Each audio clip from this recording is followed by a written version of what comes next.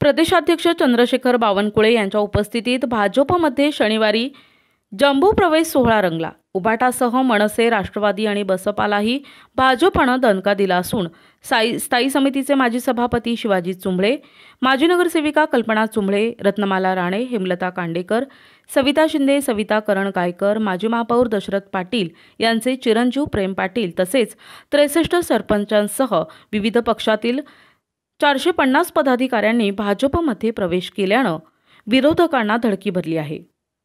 लोकसभा विधानसभा निवडणुकीनंतर भाजपला मोठी भरती आली आहे।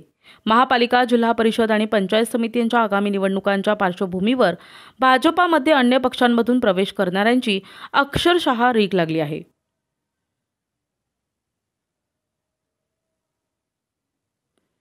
भाजपमध्ये मोठ्या संख्येने इन्कमिंग सुरू असली तरी उमेदवारी देताना पक्षातील निष्ठावंतांवर अन्याय होणार नाही असा विश्वास बावनकुळे यांनी व्यक्त केला आहे।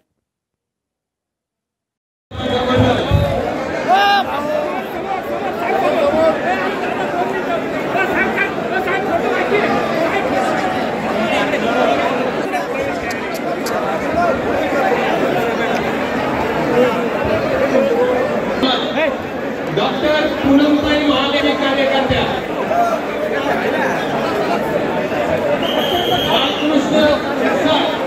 युवा सेना जिल्हा प्रमुख माता श्रीकांत शिंदे,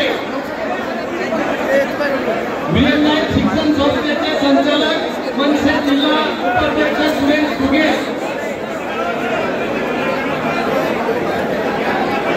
मनसे स्वयंरोजगार प्रदेश उपाध्यक्ष मनोज कुमार जोशी, मनसे सरचिटणीस निखिल सर। भारत माता की जय। आज इथे या ठिकाणी उत्तर महाराष्ट्राची भारतीय जनता पार्टीची कार्यशाळा होती।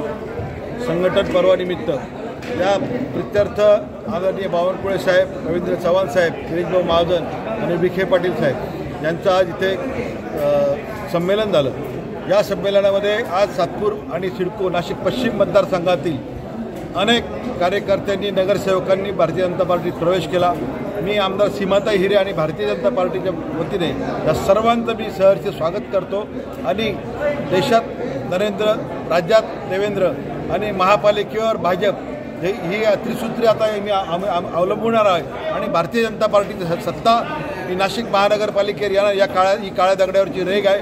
धन्यवाद। जय श्रीराम।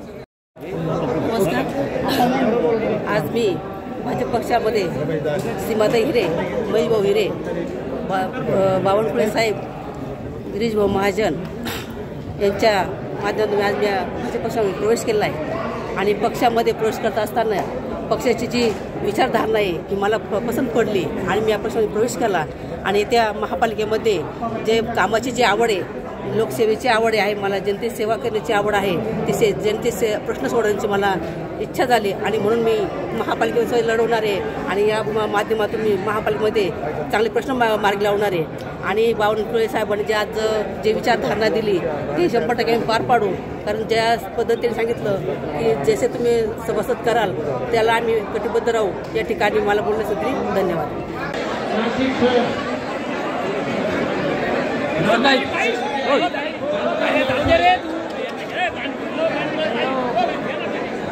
सुजीत